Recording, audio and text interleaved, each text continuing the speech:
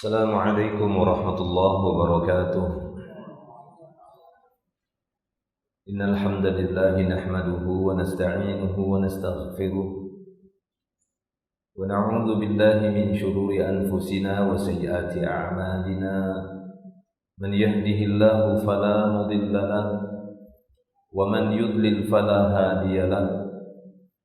Ashhadu an la ilaha illallah wahdahu la syarika lahu wa ashhadu anna Muhammadan abduhu wa rasuluh. Salawatu Rabbi Jalla wa ala wa salamuhu ala qudwatina Muhammadin sallallahu alaihi wasallam wa ala ahli baitihi wa azwajihi wa ashabihi wa man tabi'ahu bi ihsanin ila yaumiddin. Amma ba'du. Ma'asyiral muslimin wal muslimat, rahimani Allah wa iyyakum ajma'in. Alhamdulillah, segala puji hanya milik Allah Subhanahu wa ta'ala. Kita bersyukur kepada Allah atas segala karunia dan nikmatnya pada pagi hari ini. Alhamdulillah, kita berkumpul kembali di majelis ilmu ini. Dan insyaallah kita akan lanjutkan kembali pembahasan panduan keluarga sakinah dari sebuah buku yang menjadi panduan kajian kita juga, yang ditulis oleh salah seorang ustadz kita, Ustadzuna Syekhuna Yazid bin Abdul Qadir Jawaz hafizahullah ta'ala. Dan kita masuk kepada bab berikutnya. Bab yang kelima sudah kita selesaikan, alhamdulillah. Kita masuk di bab yang keenam. Di bab yang keenam, penulis akan menjelaskan bagaimana seluk-beluk ataupun rangkaian-rangkaian perbuatan ataupun amalan sebelum menuju akad pernikahan. Kata beliau di sini di bab yang keenam, tata cara pernikahan dalam Islam. Di mana sebelumnya dari bab 1 sampai bab yang kelima, walhamdulillah kita sudah dapati pendahuluan-pendahuluan penting dari tujuan-tujuan utama disyariatkannya akdun nikah.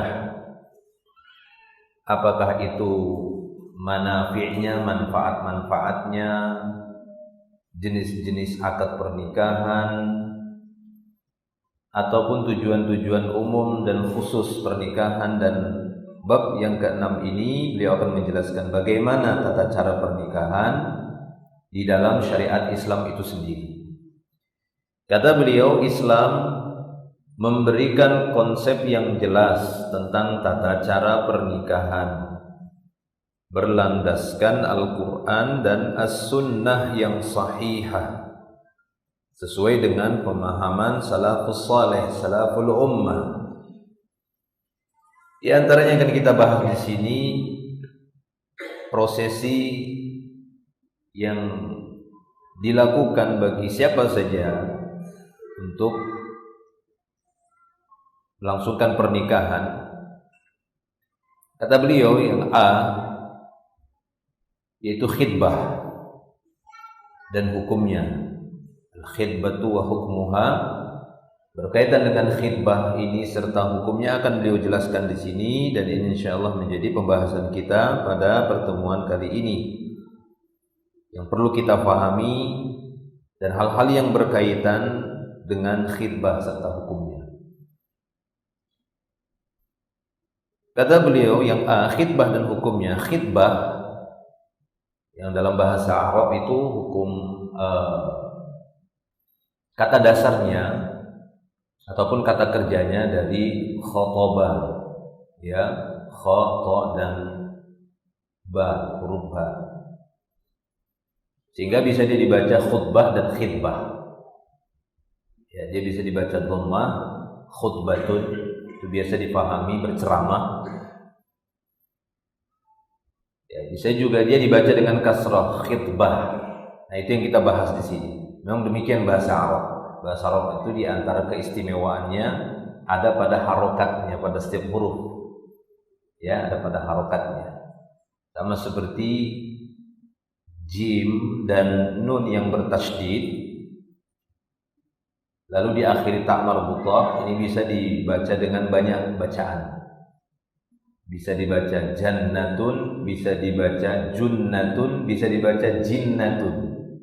3 harokat itu bisa dibaca dengan huruf yang sama. Jim, nun, tasydid dan ta marbutah. Kita bisa baca dia jannatun, bisa baca dia junnatun, bisa baca jinnatun. Tapi maknanya udah beda.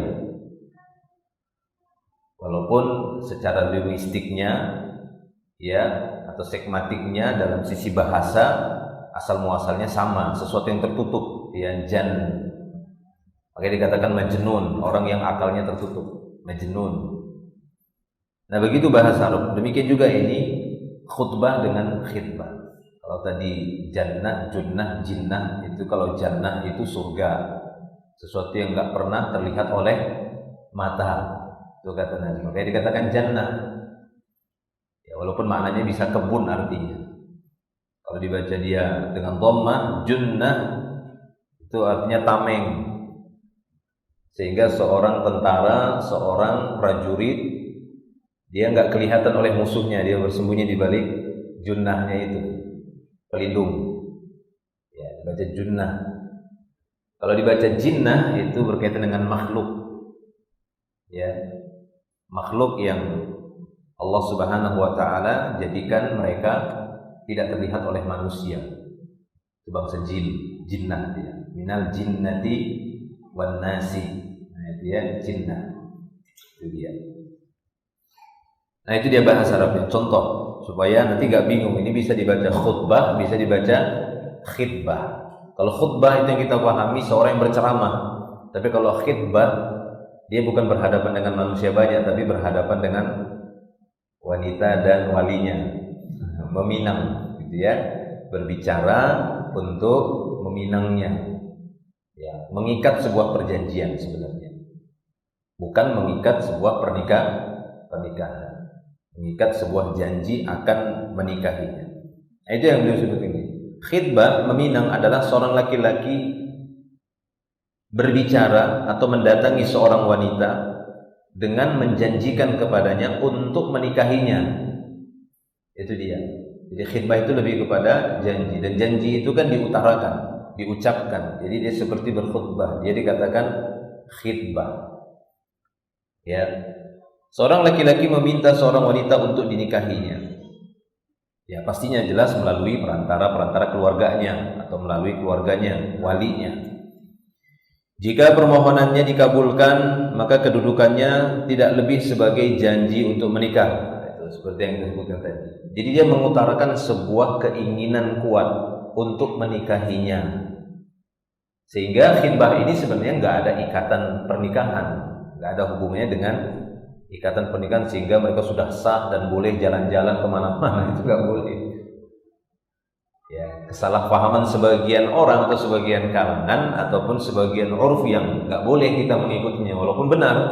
Kata para ulama bahwasanya al-urfu muhakkamah, urf itu bisa menjadi sebuah hukum ketika pada urf itu tidak ada pelanggaran atau tidak ada sesuatu yang melanggar kaidah-kaidah Islam yang mendasar.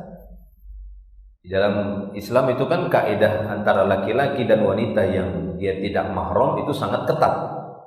Ya, begitu kan? Sangat ketat. Sudah kita bahas sebelumnya. Bahkan mungkin dianggap keluarga saja, enggak secara otomatis kemudian kita bisa berdua-duaan dengannya. Kita sudah bahas bagaimana mahram mu'abbad dan bagaimana mahram yang mu'aqqad. Penamaan mahram di situ, kalau mu'abbad jelas abadi selamanya nggak bisa dinikahi, tapi kalau mu'aqqad cuma sementara saja nggak boleh menikahinya. Kalau hilang penghalangnya boleh menikahinya lagi. Tapi bukan berarti dia menjadi ya mahram mu'abbad, karena penamaannya juga mahram mu'aqqad seperti yang sudah kita bahas. Nggak boleh seorang dengan iparnya berduaan walaupun dia nggak boleh menikahinya. Nah, begitu. Jadi dia ikatan janji. Ini kata beliau. Maka kedudukannya tidak lebih sebagai janji untuk menikah. Dengan kata lain, pernikahan belum dianggap terlaksana dengan persetujuan ini. Dan wanita itu masih tetap sebagai wanita asing hingga laki-laki tersebut melangsungkan akad pernikahan dengannya. Ya, jadi uruf seperti ini harusnya ditinggalkan karena ini menyelisihi syariat Islam.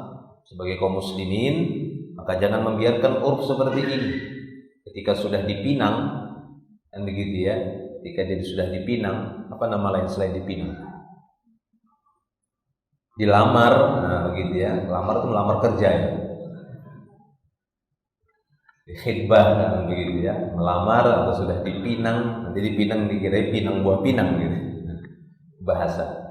Intinya bisa kita pahami bahwa makna khidbah atau dalam bahasa kita melamar, meminang itu belum sah dikatakan akad nikah. Sehingga konsekuensi dari akad nikah nggak boleh diberlakukan pada laki-laki dan wanita yang sudah dipinang kan begitu ya, sudah melakukan khidbah tadi, nggak boleh. Konsekuensi akad nikah itu kan boleh berduaan, pacaran, bersentuhan, bercandaan, SMS-an, ya, kemudian chatting-chattingan. Itu kan kalau udah suami istri. Nah, ini baru status pinangan, tapi udah seperti udah selesai akad nikah. Udah berduaan, udah jalan-jalan ke sana sini, udah foto-fotoan, udah tamasya ke sana kemari untuk cari foto yang indah gitu ya. Ini pelanggaran namanya. Ini pelanggaran syariat namanya. Perbuatan dosa yang dianggap biasa, nggak boleh seperti itu. Hendaknya kita mengingatkan saudara-saudara kita dari perbuatan itu. Hak untuk mencegah dan melarangnya ya memang wali. Adapun kita di luar itu hanya memberikan nasihat saja. Ya, kita sampaikan saja. Kenapa? Karena ketika kita menyampaikan nasihat berarti kita ingin menolong agama Allah, itu saja. Orang-orang yang ingin menolong agama Allah pasti akan ditolong oleh Allah, mendapatkan pahala, ya, dicintai oleh Allah dan banyak yang lainnya. Masalah manusia itu menerima atau tidak, dia laksanakan atau tidak, maka kita bukan menjadi utusan Allah untuk memata-matai manusia. Kan begitu kan? Kita ini bukan malaikat yang ditugaskan untuk nyatat perbuatan manusia, untuk ngawasin. Ya, lebih bagus kita beli CCTV saja kalau untuk ngawasi dia kan, pasang di dekatnya pakai roda biar ngikutin dia terus. Enggak, kita sampaikan aja ya, supaya ini tidak dianggap sebagai mengurusin urusan orang, bukan. Ini hanya sebatas menyampaikan agama Allah Subhanahu wa taala, wahyu. Baik ya. Nah, ini kata beliau, meminang adalah pendahuluan. Dia sebatas muqaddimah saja. Meminang adalah pendahuluan sebuah pernikahan yang tidak membawa konsekuensi apapun seperti yang ada pada pernikahan sesungguhnya. Enggak ada konsekuensi pernikahan setelah akad nikah, konsekuensinya itu ini dan itu enggak berlaku bagi laki-laki yang telah meminang wanita. Ya. Apalagi ada kebiasaan dalam ritual pinangan atau lamaran seperti ini, biasanya ada semacam kegiatan-kegiatan yang bersifat ritual yang kadang itu dianggap ibadah, dianggap syarat, ya, dianggap syarat. Ya, saya menganggapnya itu seperti syarat. Kenapa? Kalau itu nggak dilakukan, itu membuat seakan-akan nggak sah, ya, pinangan itu. Semacam dibumbui dengan acara tukar cincin, ya, bukan tukar baju ya. Cincin, ya. Belum lagi kita tinjau dari sisi i'tiqad dari perbuatan itu.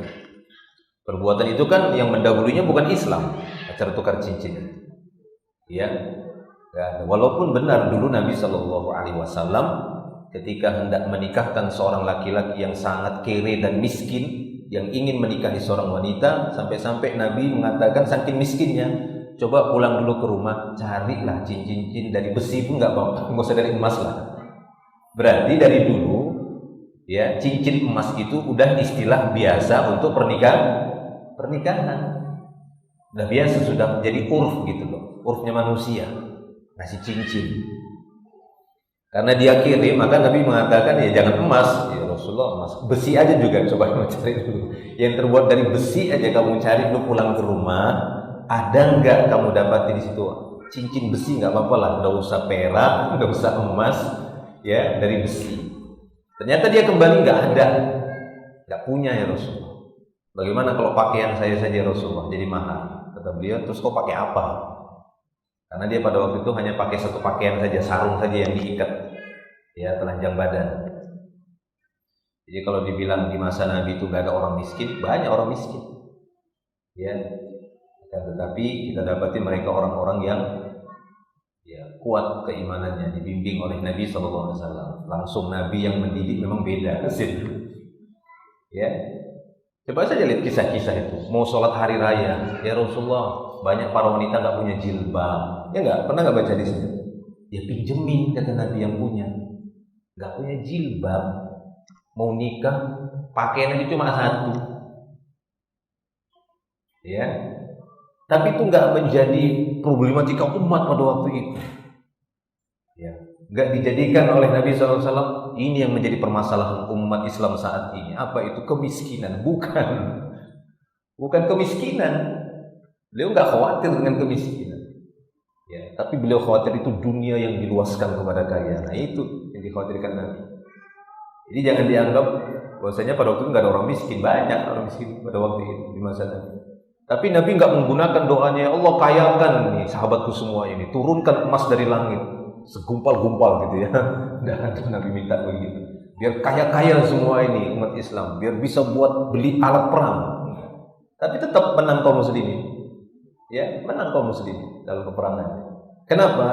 Itu di pertolongan Allah dengan sebab kuatnya mereka memegangi agama Allah Ta'ala itu. Itu dia sebenarnya kuncinya.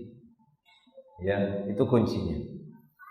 Makanya Imam Malik mengatakan bahwasanya umat ini tidak akan menang, ya, kecuali dengan sebab yang pernah memenangkan umat terdahulu di masa Nabi SAW.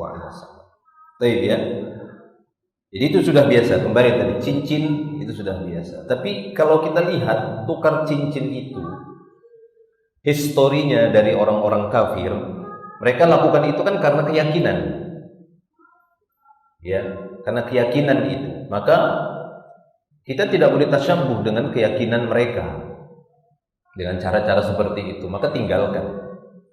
Apalagi didapati bahwa acara tukar cincin itu bagi orang-orang kafir saat melangsungkan pernikahan, tukar cincin, ya, itu tujuannya di antara mereka meyakini hal itu supaya melanggengkan, ya, supaya melanggengkan kedua calon mempelai dengan itu.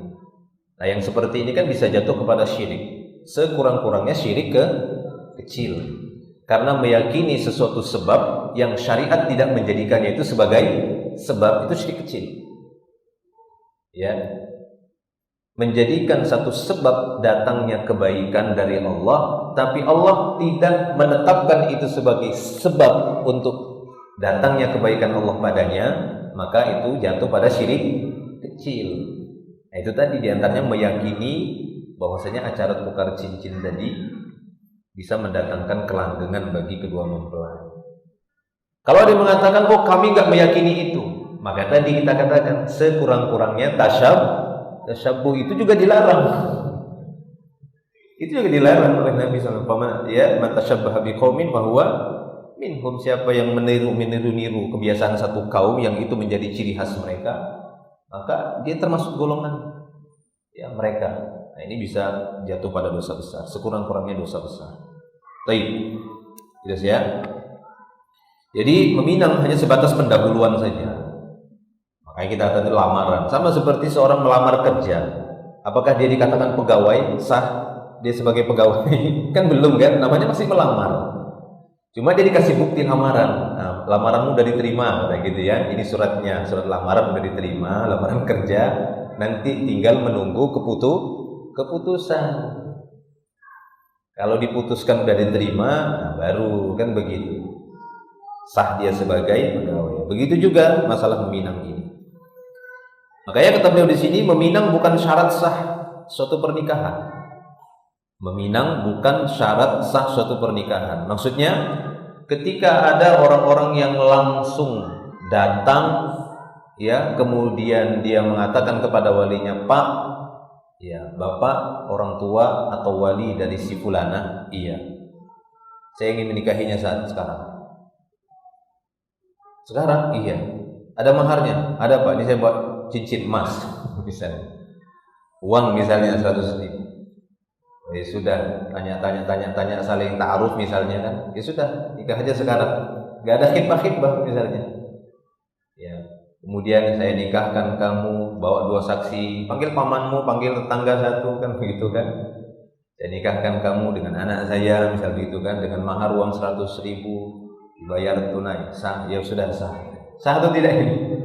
Sah sudah. Ya, langsung saja. Enggak ada khitbah. Ada yang seperti itu, ada saja yang seperti itu. Cuma kan umumnya orang biasanya pakai acara khitbah dulu. Bahkan di dalam khitbah itu tadi kadang masuk kegiatan-kegiatan yang lainnya. Kita katakan nggak apa-apa selama itu hal-hal yang mubah saja, nggak ada keyakinan apapun, sifat spontanitas saja, tidak ada keyakinan di sana, tidak ada tasyabbuh, maka hal itu boleh. Seperti dilakukan sebagian orang ketika meminang seorang wanita datang ke keluarganya bawa satu koper uang misalnya kan, begitu kan, misalnya, atau bawa makanan, bawa ayam ini, bawa makanan ini. Pada asalnya itu selama itu tidak ada keyakinan apapun, hanya untuk bentuk ya kegembiraan dan supaya bisa makan dan semisalnya, maka ini sah-sah saja, boleh-boleh saja. Adapun masalah hablah tadi, ya saya ingat hablah namanya, tukar cincin tadi, ya. Nah, itu memang ada unsur tasyabuhnya dengan orang-orang kafir. Nah, jadi meminang bukan syarat sah suatu pernikahan. Apabila pernikahan berlangsung tanpa didahului pinangan, maka pernikahan ini dinilai sah. Namun biasanya meminang itu oleh manusia dijadikan sebagai sarana menuju pernikahan. Dari zaman Nabi sudah ada meminang, ya, sudah ada acara pinangan ini. Menurut jumhur ini adalah perkara yang mubah saja. Ya, satu hal yang dibolehkan. Ini jumhur, walaupun sebagian ulama mengatakan ini ya afdal, perkara yang mustahab, lebih mendatangkan kecintaan dan kegembiraan dan tidak membuat terkejut dan tidak terkesan terburu-buru, nggak apa-apa. Tapi sekiranya ada yang melakukan akad pernikahan tanpa khitbah, tanpa pinangan, maka sah saja. Seorang laki-laki muslim yang akan menikahi seorang muslimah dianjurkan melakukan peminangan lebih dahulu. Ya, ini perkara yang afdal dan mustahab. Karena dimungkinkan dia sedang dipinang orang lain. Nah, itu dia. Jadi itu di antara hikmahnya khitbah, untuk mengetahui wanita ini sedang ada janji atau tidak, kan begitu. Sedang diikat dengan pinangan oleh laki-laki lain atau dia masih kosong, begitu kan? Kalau dia sudah diikat dengan pinangan yang lain, maka nggak boleh laki-laki manapun untuk meminangnya. Itu sama seperti hukumnya ketika ada orang yang sedang bertransaksi jual beli, lalu tiba-tiba ada pihak ketiga datang juga menawar barang tadi, maka ini tidak boleh. Kecuali disepakati transaksi itu adalah transaksi muzayadah, ya. Transaksi muzayadah. Apa kita bilang itu? Lelang. Nah, ya itu lelang, menawar di atas tawaran orang, karena itu memang sudah kesepakatan, ya, dari awal. Pada asalnya tidak dibolehkan membeli, ya, atau menawar barang yang sedang proses tawar menawar antara dua transaktor, ya. Baik. Islam melarang seorang muslim meminang wanita yang sedang dipinang muslim lainnya. Abdullah bin Umar radhiyallahu anhu berkata, "Nahan Nabi sallallahu alaihi wasallam ay yabi'a ba'dukum ala bai'i ba'd." Nah, ini tadi ya. "Wala yakhtuba ar-rajulu ala khitbati akhihi hatta yatruka al-khatib qablahu aw ya'dhana lahu al-khatib." Nabi sallallahu alaihi wasallam melarang seseorang itu membeli barang yang sedang ditawar untuk dibeli oleh saudaranya yang lain, nggak boleh. Ya, apalagi praktek munajashah itu, ya, munajashah itu najas, praktek najas ya, sengaja menawar barang yang sedang proses tawar-menawar, tapi tujuannya untuk menaikkan harga barang, ya, untuk membantu si penjual. Baik itu memang sudah ada persekongkolan awalnya ataupun tidak ada, tapi memang ada unsur sengaja supaya menaikkan harga barang. Lagi transaksi dia datang, wah di sana ini misalnya berapa ini 100, saya taruh 80, dia datang yang 3, di sana ini 250.000 ini, murah itu sudah murah ya, iya. Padahal mungkin barang itu 50, 40 kan begitu kan. Di pasar cuma 50, 40 ada 30. Di sana 250. Maka dia pun langsung bayar. Udah saya bayar aja 100 katanya. Enggak jadi tadi tawar 80. Nah, yang seperti ini najas, seperti ini haram. Ya, menipu yang seperti ini. Apakah memang sudah ada persekongkolan tadi supaya dia dapat bagian keuntungan ataupun tidak ada? Ya, tapi itu bentuk tipuan. Apalagi tadi dia menawar barang kan begitu kan tujuannya. Sini saya beli, misalnya gitu. Dia datang, berapa ini? Saya tawar 100, dia tawar 80. Sudah sini 150 saya beli. Di sana soalnya 250. Akhirnya dia pun udah 100 saja saya beli katanya. Ya, ini dia. Menawar di atas tawaran orang lain. Tidak boleh. Ya, kemudian juga tidak dibolehkan kata beliau, dan melarang seorang meminang wanita yang telah dipinang sampai orang yang meminang itu meninggalkannya atau mengizinkan dia untuk maju. Nah, begitu ya. Misalnya seorang laki-laki si B mendatangi si fulana, ya, mendatangi walinya, mengatakan, Pak, saya ada niat untuk meminang anak bapak. Oh, sedang ada proses pinangan, sudah dipinang oleh si fulan A. Cuma ya belum, sudah sebulan ini belum dapat info juga sih dari dia lanjut atau tidak kan begitu. Ya sudah sebentar Pak, saya hubungi si A. Kan begitu. Kamu jadi nggak nih sama si fulanah ini? Kayaknya aku nggak jadi, tapi masih bingung juga. Kalau aku maju gimana? Oh ya sudah, kamu aja maju kan begitu ya. Boleh kan tidak seperti ini? Boleh. Ya, boleh seperti ini. Nggak apa-apa. Dan itu bukan suatu yang aib, gitu ya. Nanti kita dapati bagaimana Umar bin Khattab ketika mendapati suaminya Hafsah itu meninggal dunia, gitu ya. Ada riwayatnya itu. Maka dia pun menawarkan anaknya, ya, datang ke Utsman, lagi nggak pingin nikah, gitu ya. Datang ke Abu Bakar, diem aja nggak jawab. Ternyata Abu Bakar sudah tahu, Nabi sudah nyebut-nyebut Hafsah. Hafsah udah selesai nggak iddahnya itu ya, kan begitu kan? Udah tanya-tanya sama Abu Bakar kan begitu. Abu Bakar ketika ditawari sama bapaknya langsung nggak bisa langsung jawab. Kenapa? Karena udah tahu Nabi punya keinginan. Ya, ini satu hal yang penting, nggak ada pelanggaran di sana. Kan itu yang paling penting. Tidak ada pelanggaran syariatnya. Ya. Jadi kalau dia sudah mengizinkan khidbahnya itu diambil oleh yang lainnya, nggak apa-apa. Sudah kamu aja yang maju. Gitu kan, kamu kan sahabat kan begitu. Gak apa-apa, kamu aja yang maju. Seperti persahabatan antara kaum Muhajirin dan Ansor, apa yang pernah terjadi pada Abdurrahman bin Auf, ya, Abdurrahman bin Auf kepada sahabatnya siapa? Sa'ad Ar-Rabi, ya, Sa'ad bin Rabi yang dipersaudarakan oleh Nabi. Lalu ya orang Ansor tersebut, Sa'ad bin Ar-Rabi, menawarkan separuh hartanya untuk Abdurrahman bin Auf, ya, karena udah dijadikan saudara oleh Nabi. Kalau kamu mau nih separuh harta saya untukmu. Orang Ansor kaya kan, dan dia paling kaya waktu itu di kaum Ansor, dipersaudarakan Nabi, ya, Abdurrahman ini. Nih separuh untukmu wahai Abdurrahman bin Auf. Dan kalau kamu mau, saya punya istri 2. Nanti kamu kasih isyarat mana yang mau, nanti saya talak dia, selesai masa iddah kamu boleh menikahinya. Itu pun kalau mau dia sama kamu gitu.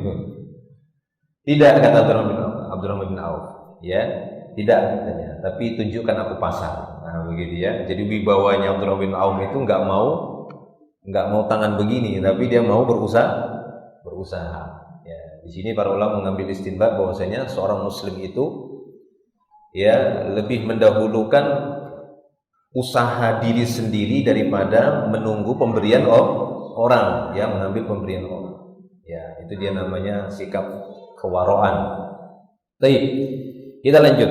Itu dia hikmah-hikmahnya. Jadi intinya, ketika proses-proses seperti ini tidak ada pelanggaran, walaupun mungkin saja sebagian orang menganggap hal itu agak tabu kan begitu ya, agak sedikit tabu, maka sebenarnya nggak apa-apa. Yang penting sudah terbebas, ya, terbebas dari perbuatan dosa. Masalah kepada manusia nanti tinggal penjelasan saja, ya, masalah kepada manusia tinggal penjelasan saja.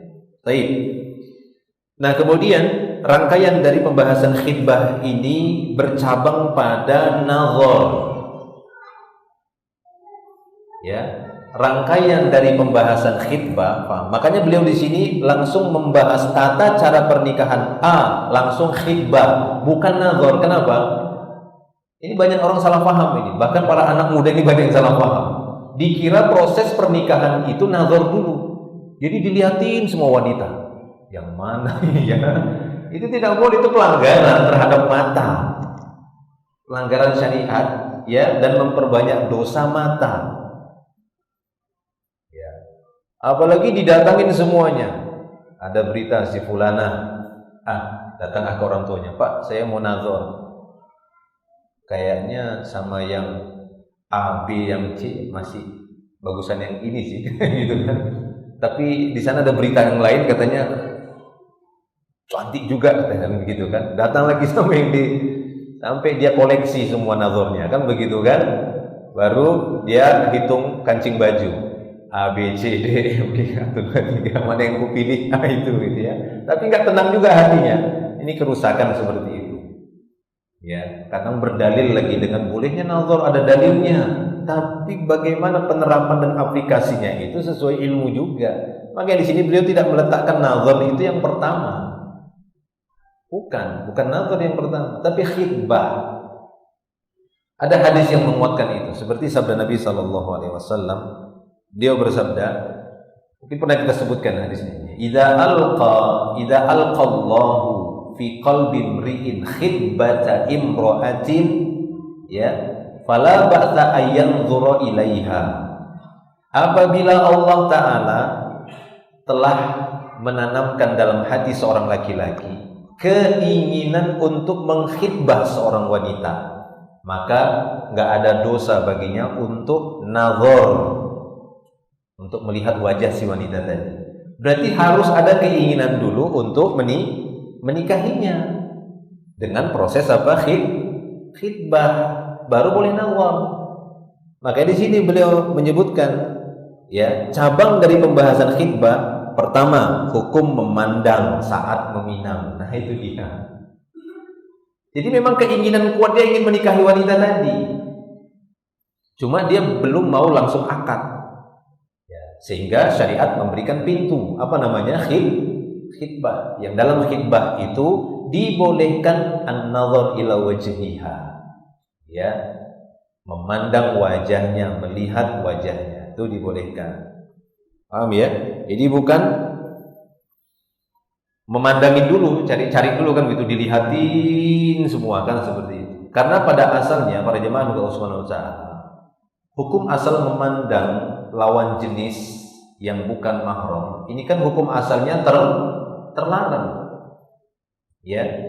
Al-aslu bin nadhari ila mar'atin ajnabiyyah mamnu'un. Ini hukum asal. Hukum asalnya harus kita pahami pada setiap perkara di dalam Islam. Hukum asalnya itu. Kalau hukum asal dalam, ya, selain ibadah kan begitu ya, dalam perkara-perkara dunia, ya, itu hukum asalnya mubah, bukan lawannya gitu ya, mamnu, mubah. Kita boleh melakukan apapun. Tapi untuk masalah memandang udah dijadikan sebagai bagian dari syariat. Sehingga hukum asalnya itu kita tidak boleh memandang, terlarang. Ya, sembarangan memandang seperti itu. Kalaupun terjadi pandangan yang fuji'ah, nazarul fuji'ah, maksudnya pandangan yang secara tiba-tiba terlihat paha, ternyata paha ayam. Ya kan? Alhamdulillah, ayam lebih pemalu. Karena ditepungin, kan begitu kan? Ada tepungnya. Daripada wanita yang tak tahu malu, kan begitu kan? Tidak ada selai benang pun yang menutupi pahanya. Masa lebih pemalu nanti hewan, kan begitu. Baik. Ya, jadi nazar fujaah itu memang dimaafkan. Ya, seperti sabda Nabi sallallahu alaihi wasallam, la tattabi' kepada Ali, ya Ali, la tattabi'un nadhra an-nadhra. Ya, fa inna laka al-ula wa laysa laka al-akhirah.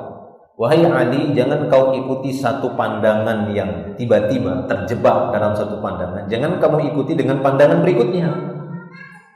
Ya, bagi engkau pandangan pertama itu dimaafkan, tapi tidak dimaafkan lagi ketika yang sudah kedua. Pandangan pertama lalu kita palingkan.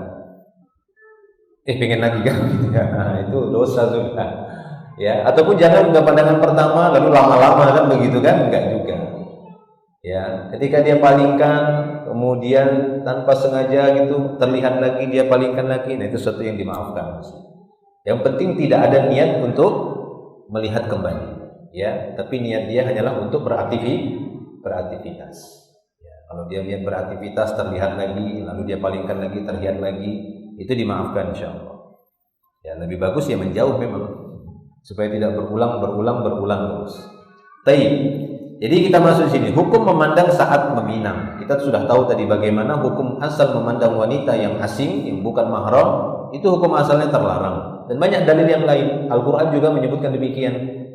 Seperti dalam surah An-Nur, ya, qul lil mu'minina yaghuddu min absarihim wa yahfadhu furujahum dzalika azka lahum innallaha khabirum bima yasnaun. Katakan kepada laki-laki yang beriman, tundukkan pandangan mereka, jaga kemaluan mereka, itu lebih suci bagi mereka dan Allah mengetahui apa yang mereka lakukan. Wa qul lil mu'minat, demikian juga katakan juga sama bagi para wanita-wanita beriman, yaghdudna min absarihin, para wanita-wanita juga tundukkan pandangannya dari laki-laki. Bagi wanita itu dia pandangan pertama saja ketika terpandang wajah laki-laki. Ya, terserah apakah wajah laki-laki itu nilainya mau 4 kah, ketampanannya mau nilainya 5 kah, mau nggak ada nilainya kan, begitu kan. Yang penting ketika dia terlihat laki-laki, dia palingkan lagi, terlihat lagi, palingkan lagi. Yang terlihat dipototin terus kan begitu ya, nggak boleh. Ya, nah seperti itu. Karena Allah Ta'ala juga memerintahkan dua-duanya, nggak membedakan itu dalam surah An-Nur itu. Wa qul lil mu'minat yaghdudna min absarihin. Ya, wahai wanita-wanita beriman, tundukkan pandangan kalian dan jaga kemaluan atau kehormatan kalian. Wala yubdina zinatahun. Lalu Allah menyambung, jangan kalian perlihatkan perhiasan kalian. Baik ya. Itu dalil-dalilnya. Nah, untuk an-nazar saat meminang ini dimaafkan, dibolehkan. Bahkan boleh berlama-lama, bahkan boleh ulangi lagi. Udah pulang kan, Pak, kayaknya masih penasaran saya. Boleh nggak saya sore ini datang lagi? Ini siapa yang tadi nazar mau minang? Oh, kamu ya, iya. Malam ini saya mau datang lagi, saya mau lihat wajahnya dalam keadaan gelap. Misalnya kan. Pada waktu malam ini gimana wajahnya pada waktu siang. Dan seorang wanita saat hendak dinazar oleh laki-laki yang hendak meminangnya, ini usahakan untuk tidak menggunakan make apu. Make upel, jangan, supaya tidak terjadi ya horor gitu ya. Seperti orang menjual sebuah barang dipoles-poles cacat gitu kan. Padahal cacatnya ini nggak mau dia kan begitu, dipoles-poles tutupin. Akhirnya terbeli dan tertipu dia. Nah begitu juga. Jadi ada kemiripan, makanya Nabi SAW memiripkan ini, menyamakannya dengan jual beli. Ya, melamar itu, makanya tadi melamar itu sama seperti tawar-menawar, jual beli. Ya, maka seorang wanita yang hendak dikhitbah dan ingin dinazar, jangan menggunakan apapun di wajahnya. Ya, betul-betul asli, supaya nanti yang laki-laki yang mau menikah ini kan memang asli kan begitu kan. Ingin menikahinya kan nggak mungkin. Seorang istri itu nanti 24 jam make upan terus, mungkin nggak itu? Nggak mungkin, capek itu. Bisa jatuh mukanya ke lantai kan, itu beratnya, tebalnya kan begitu kan. Iya, kadang ada wanita yang mungkin nggak terbiasa. Ya, wanita yang nggak terbiasa make up kan begitu kan, itu kan ya pasti capek. Saya pernah dengar begitu kan. Ih, capeknya kan begitu ya. Kenapa pakai make up ini berat katanya kan begitu kan. Ya seperti itu. Jadi usahakan seperti itu. Ya, jadi para wanita yang hendak dinazar oleh calon suaminya saat meminangnya itu jangan menggunakan dandanan apapun di wajahnya. Jadi betul-betul asli. Ya. Nah, maka kita masuk sini. Satu, hukum memandang saat meminang. Disunnahkan melihat wajah wanita, sunnah. Ini perkara sunnah. Yang khilaf para ulama bagian yang boleh dilihat saja. Khilaf para ulama bagian yang boleh dilihat. Tapi tentang hukum nazar itu sunnah bagi laki-laki yang sudah mengkhitbah. Bagi laki-laki yang niat mau menikahi wanita tadi. Nah, kalau sekarang ini biasanya didahului dengan ta'aruf. Sebenarnya nggak ada itu. Para salaf nggak memahami dan tidak membuat satu cabang pembahasan masalah nikah ta'aruf, itu nggak ada. Ta'aruf itu istilah kekinian.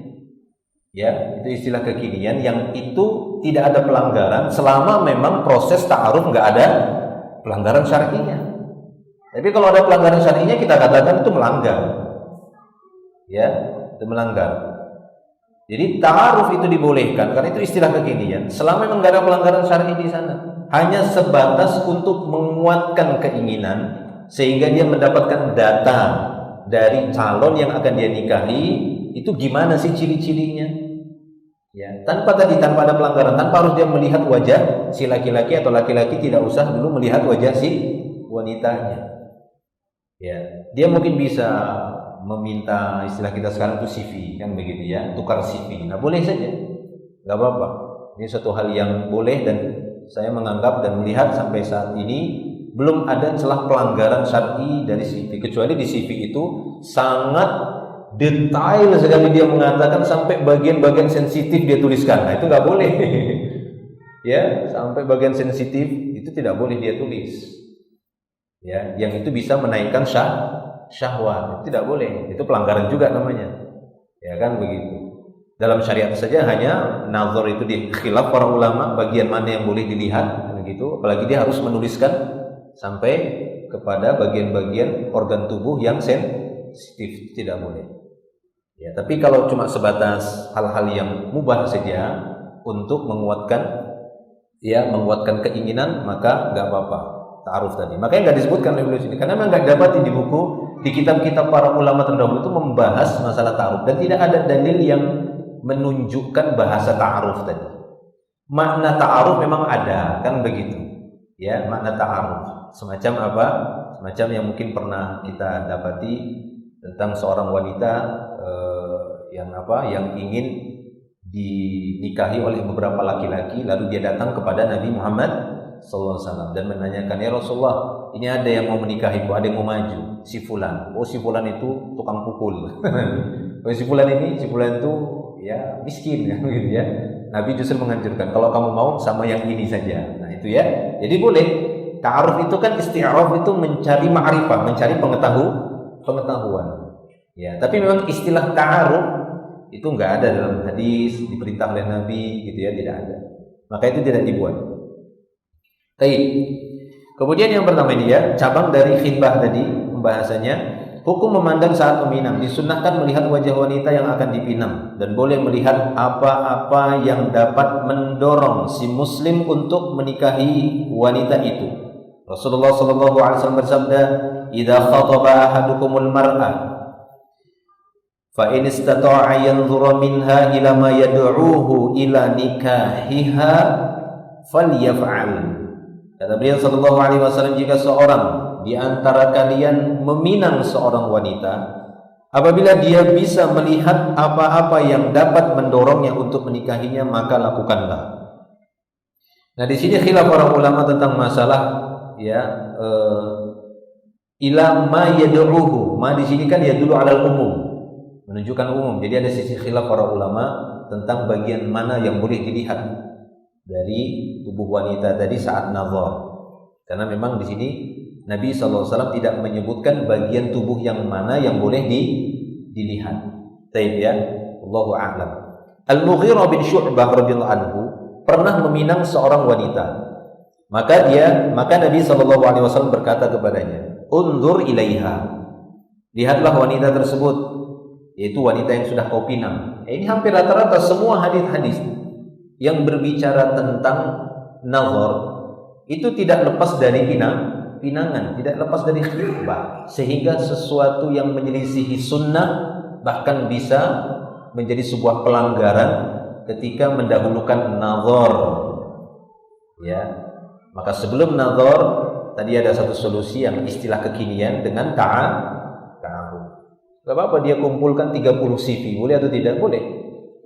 Ya, ini ada 30 CV dari wanita, dia bacain sampai 30 hari 30 malam. Ya kan? Mana yang tertarik hatinya? Nah, itu dia. Kalau nggak ada, udah tidak usah lanjut. Jangan dipaksakan. Karena tadi itu ya, idza alqallahu fi qalbi imri'in, jika Allah tanamkan dalam hati, kan Allah yang menjodohkan manusia ini. Ya kan? Allah sudah tanamkan itu dalam hatinya. Kayaknya kuat sekali ketika saya baca CV yang ini, langsung berdetak jantung saya. Ya, padahal sebelumnya dia barusan minum obat. Ya, pantas saja berdetak jantungnya kan begitu, karena itu tadi pengaruh obat. Ya, kalau memang ada seperti itu, ada dorongan seperti itu, ya nggak apa-apa. Dia lanjut berarti. Dari sekian banyak CV 30 ada satu yang hatinya tertambat ketika membacanya. Kayaknya seperti ini ya. Ini ciri-ciri yang memang saya impikan selama ini. Nah kan begitu kan? Tinggi seperti tiang listrik, putih seperti mesin cuci, rice cooker. Nah, maka nggak apa-apa, lanjut dia maju. Nah, maka Nabi SAW di sini ya, dari Al-Mughirah bin Syu'bah, Nabi mengatakan undur ilaiha. Setelah dia meminang seorang wanita, beliau mengatakan nazar dia, lihatlah wanita itu. Kenapa demikian? Nah, ini manfaatnya. Ternyata nazar dalam proses pernikahan yang benar-benar itu ada manfaat. Nah, itu kan, itu yang penting. Ternyata ada manfaat syar'iyahnya. Apa manfaat syar'iyahnya? Fa innahu ahra ayyudama bainakuma. Ya, ternyata nazar itu dapat melanggengkan cinta kasih antara kedua mempelai, kedua calon yang sudah saling jatuh hati. Udah tertambat hati kedua-duanya. Yang laki-laki juga begitu baca CV-nya langsung nyangkut, kan begitu kan? Si wanita juga saat disampaikan kepadanya ada si fulan, begini ciri-cirinya mau minang kamu, langsung tek hatinya. Nah, gitu ya. Kemudian nazar ditambah sama Allah langgeng gitu nanti. Nah, begitu dia. Jadi Nabi menyuruhnya supaya tambah langgeng rumah tangga mereka nanti sampai akhirat dipertemukan Allah. Kan nggak ada jaminan bagi kita semua untuk tetap bersama dengan pasangan kita di surga, kan gitu ya, di akhirat. Ada nggak jaminan? Ada nggak turun wahyu kepada kita, kamu nanti ya pasanganmu di surga, ya istrimu itu di dunia?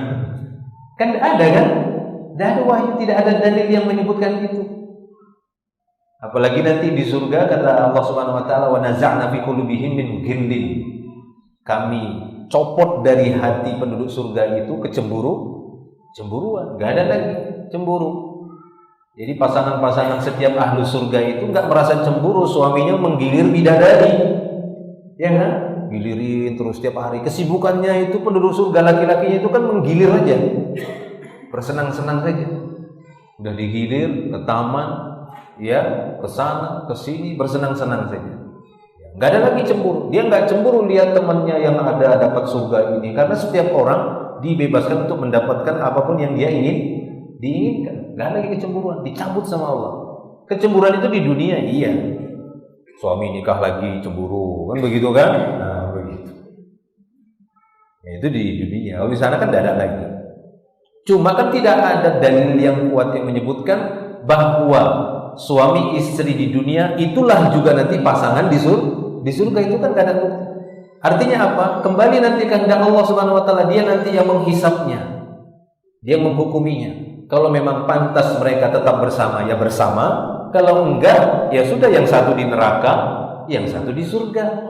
Atau yang satu di derajat surga yang paling atas, ya, yang satunya lagi di surga derajat yang bawah. Sebagaimana kata para ulama, orang yang derajat surganya di bawah enggak bisa berkunjung ke atas. Tapi yang atas bisa berkunjung ke bawah. Nah, kan begitu? Iya, ya seperti itu. Kita mungkin menganggap aduh, kan begitu ya. Di surga nggak ada aduh-aduh lagi. Mungkin di dunia kan kita berpikir, aduh nggak ketemu nanti sama biniku kan begitu kan, nggak ketemu nanti sama suamiku, nggak ketemu nanti sama anak-anakku, nggak ketemu nanti sama kakek nenekku kan begitu ya, nggak sederajat surganya. Kalau udah namanya masuk surga kan begitu kan, udah senangnya bukan main itu, ya senangnya sudah bukan main itu. Pernah nggak dengar cerita penduduk surga paling terakhir masuk neraka kan begitu kan? Sampai dia masuk surga itu dalam keadaan terseret merangkak kan begitu. Itu senangnya dia bukan main. Padahal dia di derajat surga paling rendah, penduduk surga paling miskin lah kita bilang. Penduduk surga paling miskin aja begitu senangnya dia. Ya Allah, bukakanlah pintu surga biar aku bisa lihat kenikmatannya. Setelah itu aku nggak minta lagi kata dia. Udah dibuka dia lihat, ternyata enaknya. Ya Allah, izinkan aku masuk saja ke surga itu. Setelah itu aku nggak minta lagi. Begitulah ini anak Adam ini. Dimasukkan sama Allah Subhanahu wa taala. Tapi dilihat orang-orang udah dapat kaplingan masing-masing. Ya Allah, boleh nggak aku minta lagi gitu ya. Ya, pokoknya kalau udah masuk surga itu udah paling senang. Dia nggak peduli lagi mau sama siapakah itu kan begitu kan, mau sama ini, mau sama itu. Kalau kita aja ketika di dunia mungkin mikirnya begitu kan, begitu ya. Ya, jadi itu kembali kepada kehendak Allah. Jika Allah Taala berkehendak, maka mereka akan tetap bersama satu derajat, digabungkan, dikumpulkan, ya. Karena dikumpulkannya orang-orang beriman nanti di surga itu memang ada dalilnya. Itu ada dua maknanya. Dikumpulkan satu derajat, ya. Makna kedua, dikumpulkan artinya sama-sama semuanya masuk surga, tapi tidak sederajat. Ya kan begitu. Kan ada di antara manusia juga yang nanti bersama, ya, para anbiya, mursalin, syuhada, siddiqin, salihin di derajat surga Firdaus. Yang mana surga Firdaus ini paling tinggi, tempatnya para nabi, orang soleh, para syuhada, orang siddiqin. Nggak ada derajat surga di atasnya lagi, nggak ada. Itu paling tinggi. Langsung atapnya arsnya Allah, langsung atapnya itu. Nah kan begitu kan. Nah, gimana yang di bawah-bawah? Ya itu kan terpencar-pencar. Tapi intinya seperti itu. Kesenangan manusia yang sudah dimasukkan ke surga itu lebih dari segalanya. Pertemuan nanti dengan saudara yang dipertemukan oleh Allah karena masih ada iman, itu secara mutlak, ya, pertemuan itu secara mutlak, yakni mutlakul jannah, mutlak dikatakan surga kan begitu. Masalah derajatnya itu nanti masing-masing amal berbeda. Tapi ingatlah, setiap penduduk surga pasti ada pasangannya, pasti. Ya, wazawwajnahum bihurin ain. Kami nikahkan mereka dengan bidadari-bidadari. Yang wanita gimana? Ya nggak ada bidadara. Ya pasti adalah kan begitu ya. Nggak perlu khawatir. Sebagaimana kita nggak perlu khawatir Maryam nanti sama siapa pasangannya di surga. Sama siapa Maryam? Maryam kenal Maryam kan? Bukan roti Maryam. Maryam ummu Nabi Isa kan begitu kan? Nggak perlu kita khawatir sama siapa dia nanti dipasangkan. Pasti ada. Pasti yang sebaik dia juga kan begitu. Ya, makanya ada sebagian ulama, yaitu ijtihad para ulama, Maryam, Asia. Nah ini kan wanita-wanita yang nggak ada suaminya semasa di dunia juga, belum ada suaminya. Ini sama siapa nanti? Ya, sebagian mereka mengatakan akan bersama Nabi Muhammad. Tapi itu ijtihadnya para ulama. Ya, itu ijtihadnya para ulama. Tidak ada dalil yang menyebutkan bersama siapa nanti Maryam, bersama siapa nanti Asia. Kenal nggak Asia? Iya, istrinya Firaun. Jangan nanti Asia dikira siapa nanti kan? Taib ya. Intinya seperti itu. Nah, maka di sini Nabi SAW menganjurkan nazar. Secara umum beliau mengatakan ini melanggengkan cinta kasih antara kalian berdua. Yang mudah-mudahan dengan nazar tadi sebagai sebab ketika kita mengamalkannya itu menjadi sebab kita tetap bersama pasangan kita sampai di surga di derajat yang sama, kan begitu. Baik. Imam At-Tirmidzi rahimahullah menerangkan beberapa ulama berpendapat dengan hadis ini bahwasanya tidak mengapa seorang melihat wanita yang dipinang selagi tidak melihat apa yang diharamkan darinya. Nah itu. Jadi Imam Tirmidzi mengatakan boleh nazar melihat wanita yang dipinang, yang dikhitbah tadi, selagi yang dilihat itu bukan perkara yang haram. Nah, kan begitu ya, bukan perkara yang haram. 2, batasan melihat kepada wanita yang dipinang. Tentang melihat wanita yang dipinang terjadi ikhtilaf. Ini tadi yang kita katakan. Perbedaan pendapat di kalangan ulama. Ya. Dan ikhtilafnya berkaitan dengan bagian mana sajakah yang boleh dilihat. Ada yang berpendapat boleh melihat selain muka atau selain wajah dan kedua telapak tangan. Ya, sebagian ulama membolehkan melihat rambutnya, boleh melihat betis dan selainnya. Berdasarkan sabda Nabi SAW tadi ya, melihat apa-apa yang dapat mendorongnya untuk menikahinya tadi yang ada di situ ya. Kita akan tadi huruf ma di situ ya. Itu hadis yang sebelumnya. Fa in istata'a yanzura minha ila ma yad'uhu. Nah, dalam usul bahasa kan begitu ya, ma ataupun di dalam usul apa gitu ya, usul fiqh. Dalam usul fiqh ada huruf-huruf yang memang menunjukkan maknanya itu umum, bebas, nggak bisa dibatasi kecuali ada dalil. Ya, nggak bisa dibatasi kecuali ada dalil. Nah, tatkala di sini disebutkan bebas, maka bebas. Ya, sehingga ada sebagian ulama yang mengatakan bebas dia mau melihat apa saja. Karena di sini disebutkan mutlak, menunjukkan umum. Baik. Kecuali di sana ada dalil yang membatasi bahwa melihat wanita saat nazar ketika meminangnya itu hanya ini dan ini, tapi ternyata nggak ada dalil memang yang membatasi itu. Jadi ya, maka terjadi khilaf di sini. Tetapi yang disepakati ialah melihat muka dan kedua tangannya, Allahu a'lam. Dan ini pendapat yang lebih tepat dan yang dipahami dari kata nazar. Ya, yang dipahami dari kata nazar itu memang wajah, karena wajah ini kan mewakili. Ya, wajah ini cukup mewakili dan kedua telapak tangan. Ya, wajah ini sudah mewakili. Oleh karena itu, ketika nazar seorang wanita itu dinazar, maka janganlah dia menggunakan pelapis-pelapis wajah, masker, topeng, cadar, bukan nazar namanya. Ya, atau tadi ya make up tadi, supaya betul-betul orisinil, begitu ya. Ori yang dilihat oleh calonnya itu asli loh, kan begitu. Bukan kepalsuan. Ya, bukan artifisial, gitu ya.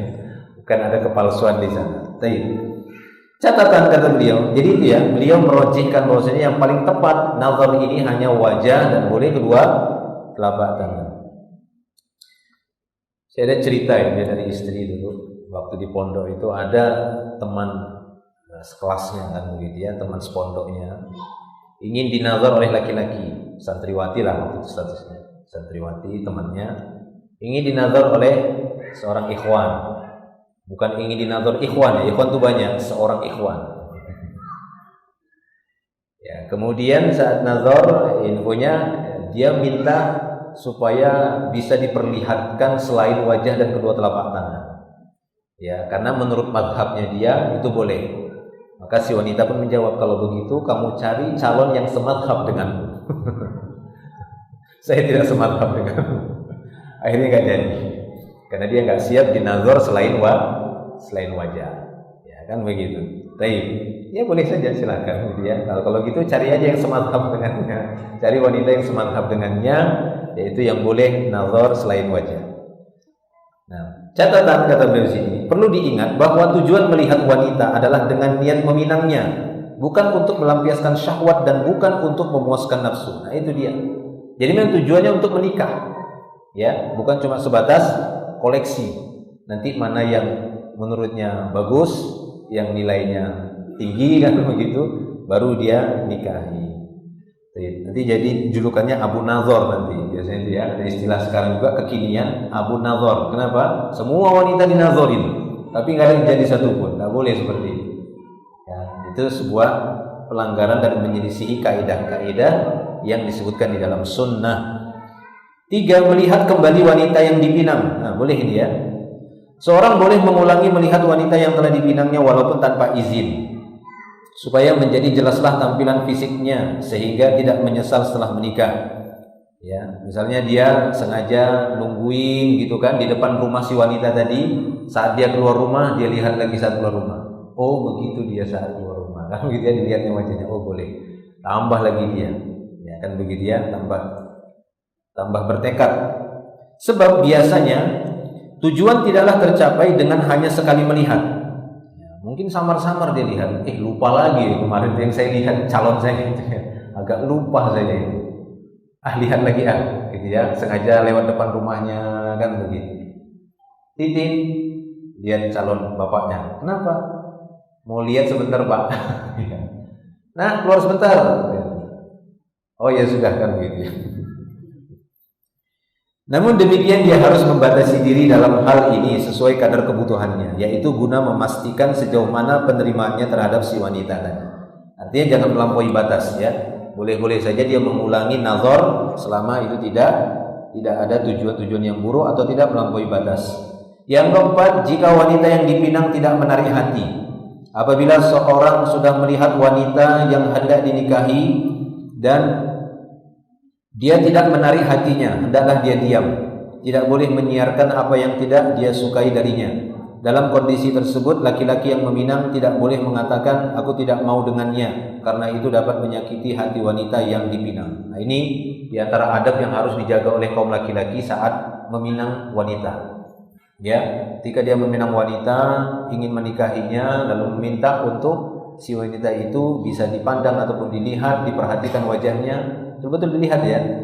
Dilihat, bisa berdiri enggak? Berdiri, lihat atas, bawah, atas, bawah, begitu ya, boleh begitu.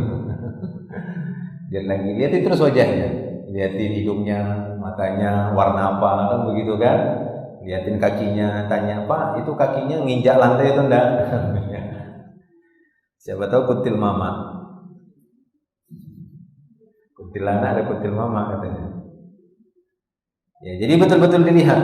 Tapi apabila dia melihat sesuatu yang mungkin tidak menyenangkan dan membuat tekadnya itu luntur, ya, semangatnya itu menjadi mengecil, maka tidak boleh dia menceritakan apapun atau dengan bahasa apapun yang menunjukkan aib nanti, kan begitu, untuk wanita tadi di hadapan orang, apalagi dia menggibahnya.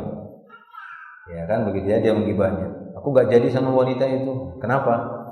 Adalah gitu. Apalagi pakai bahasa gitu. Adalah kan begitu ya. Itu jadi bahasa penasaran orang.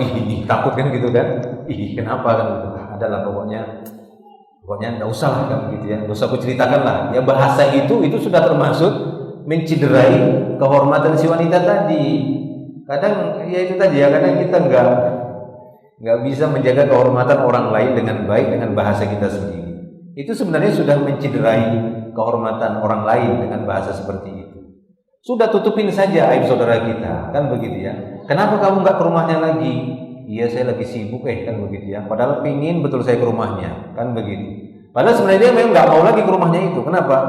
Selalu dihutangin terus nggak pernah bayar, kan begitu kan. Jadi malas dia ke rumahnya misalnya. Tapi dia nggak mau, kan begitu. Ya nggak mau, kecuali memang ada saat-saat dia harus menceritakan. Itu pun harus betul-betul selektif. Ya, jangan sampai seperti itu ya. Kalau dia melihat sesuatu yang tidak dia sukai, udah tidak perlu dia menceritakannya dan tidak perlu dia menggunakan bahasa yang membuat orang jadi tidak suka kepada si wanita tadi ataupun keluarganya. Ya. Atau misalnya dia menganggap sambutan keluarganya itu mengecewakan dia, nggak perlu dia ceritakan sama orang-orang. Loh kenapa nggak jadi seperti itu? Kecewa saya, sambutannya itu buruk betul sama saya. Wah jangan. Ya, hukum asal muslim dengan muslim itu hukum asalnya adalah saling menutupi kekurangan. Ya, kecuali dia jelas orang kafir. Jelas orang kafir itu harus kita sampaikan, hati-hati kau ke rumahnya, kan begitu ya. Ya, hati-hati kau ke rumahnya. Kenapa? Ya, dia begini begitu. Nah, itu orang kafir masih lebih ringan dibandingkan dia orang Islam. Yang kelima, membatalkan dan menarik pinangan. Tidak dimakruhkan bagi wali untuk meralat jawaban pinangan jika dia melihat kemaslahatan bagi wanita yang dipinang itu. Ya. Jadi wali misalnya awalnya sudah menerima pinangan, tiba-tiba dia ralat lagi. Nah, fulan, ya sepertinya kami meralat ya apa yang sudah kami terima kemarin.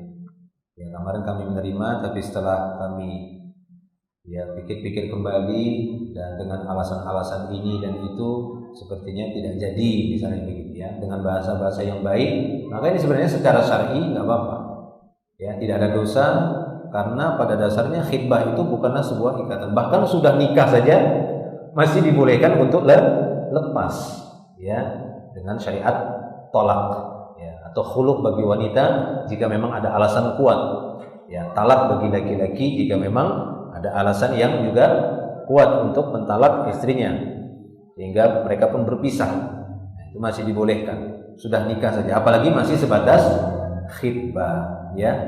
Tidak dimakruhkan pula bagi wanita untuk mengembalikan pinangan jika tidak suka kepada orang yang meminangnya. Misalnya dia datang meminang, sudah disiapkan uang 100 juta, uang panai ya kan, ada uang panai katanya kan. Uang panai itu uang mahar atau bukan itu? Biasanya uang pinangan kan itu ya, bukan mahar, itu biasanya uang pinangan. Kita sering menyebutnya itu pemberian-pemberian saat khitbah. Itu hal-hal yang boleh saja. Ya, selama kita memang di sana tidak ada keyakinan-keyakinan dan tidak ada tasyabuh tadi. Kalau tadi cincin, tukar cincin, nah itu jangan, gitu ya. Tapi kalau dia bawa apa gitu ya, ayam panggang 10 kan begitu kan, ayam hidup 100 ekor kan begitu. Kemudian bawa lembaran uang 100 juta misalnya, atau 10 juta, 100 juta terlalu besar lah, 1 juta atau 10 juta, kemudian dibuat dalam bentuk paket yang indah kan begitu kan, hantaran untuk antaran, itu hal-hal yang boleh saja insyaallah, nggak ada masalah, karena itu hanya untuk mendatangkan kegembiraan saja ya antara kedua belah pihak ya. Jadi tidak dimakruhkan pula bagi wanita untuk mengembalikan pinangan jika tidak suka kepada orang yang meminangnya, karena nikah adalah akad yang berlangsung sepanjang masa dan kemudaratannya akan dirasakan sejak akad ini dilaksanakan. Maka seorang harus berhati-hati untuk dirinya dan melihat akibat ke depannya. Jadi daripada nanti berpisahnya, bermasalahnya itu setelah akad nikah kan begitu ya, enggak jadinya atau pembatalan tadi setelah akad, maka lebih bagus ya pembatalan tadi pada saat khitbah ataupun saat meminang. Jika keduanya menarik pinangan tanpa alasan, maka ini hukumnya makruh, karena sama dengan menyalahi janji dan meralat ucapan. Ketika dia menarik, nggak jadi pinangannya ditarik, kenapa? Nggak apa-apa, pokoknya nggak jadi aja. Loh, berarti ini nggak serius, main-main kan? Kan begitu ya? Kok nggak serius, main-main? Nah ini makruh, sekurang-kurangnya makruh seperti ini. Ya, hukumnya makruh seperti ini. Namun tidak diharamkan karena memang belum ada ikatan yang syar'i antara keduanya. Begitu juga makruh hukumnya peminang meninggalkan wanita yang dipinang setelah ada isyarat persetujuan, sebab laki-laki lain tidak bisa meminang si wanita yang telah tertarik kepadanya. Ya, kadang ada seperti itu, seperti yang informasi yang pernah sampai kepada saya. Ya, kadang ada seorang laki-laki meminang, datang ke rumah seorang wanita, berjumpa dengan orang tuanya, lalu meminangnya, kemudian si keluarga wanita langsung memberikan jawaban pada saat itu, ya si wanita setuju dipinang katanya gitu. Berarti sah pinangan ini ya sah. Tapi ditunggu-tunggu sampai berbulan-bulan, bertahun-tahun nggak ada berita, nggak ada informasi kan begitu ya, nggak ada kabar, nggak ada apa-apa. Nah, yang seperti ini sangat disayangkan. Ya, perbuatan seperti ini sangat dibenci di dalam Islam. Kenapa? Karena ini akan menahan si wanita tadi untuk menerima pinangan laki-laki yang lain. Ya, sama tadi seperti seorang menjual sebuah barang. Ya, si pemilik barang ini kan nggak berani jual sama yang lainnya. Kenapa? Karena tadi sudah ada ikatan itu, janji. Kan begitu ya, wa'ad. Memang beda wa'ad dia dengan akad. Janji. Ini janji saya mau beli dengan harga sekian yang sudah kamu minta, ya saya akan beli. Kapan ini? Nanti saya informasikan lagi, kan begitu ya. Oh ya sudah, tahan ya, kan begitu ya. Di apa istilahnya? Di skip ya, kan begitu ya. Jangan biarkan ditawar, ya sudah disimpan kan gitu, nggak dipajang lagi, tapi nggak ada berita. Ya, ini kan uangnya si penjual kan tertahan akhirnya. Padahal banyak yang nawar, ada barang ini kan, nggak ada kata dia. Seperti itu kan, padahal belum dibayar. Ada barang ini kan, nggak ada. Menunggu dia sampai lama. Ini kan sama zalimi jadinya. Ya, yang seharusnya dia bisa mendapatkan keuntungan, dia bisa mengembalikan hartanya, tapi dia tidak bisa mendapatkan itu. Ini sama seperti wanita ini. Harusnya dia bisa menawarkan ataupun menerima tawaran pinangan laki-laki yang lain, akhirnya tidak bisa. Baik. Maksudnya seorang laki-laki yang meminang wanita lalu dia tertarik atau tidak berminat menikahinya, maka hendaklah dia memberi kepastian ini kepada si wanita supaya laki-laki lain dapat meminangnya. Baik. Kita cukupkan dulu ya sampai sini. Nanti kita lanjut lagi insyaallah yang 6. Kita masih membahas cabang-cabang dari pembahasan khitbah insyaallah ya. Allahu a'lam bishawab. Materinya sampai sini dulu. Kalau ada yang tanya silahkan, kita kasih waktu sampai jam 11 pas. 5 menit. Jika tidak ada maka kita cukupkan.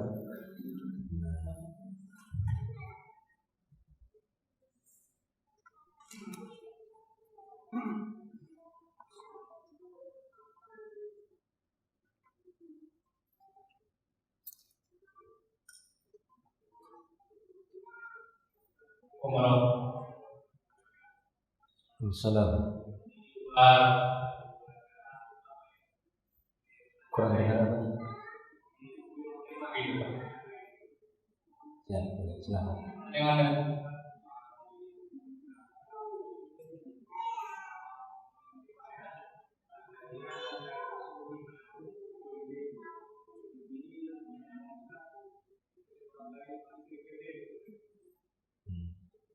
Ya terus nggak apa-apa. Masih dengar terus?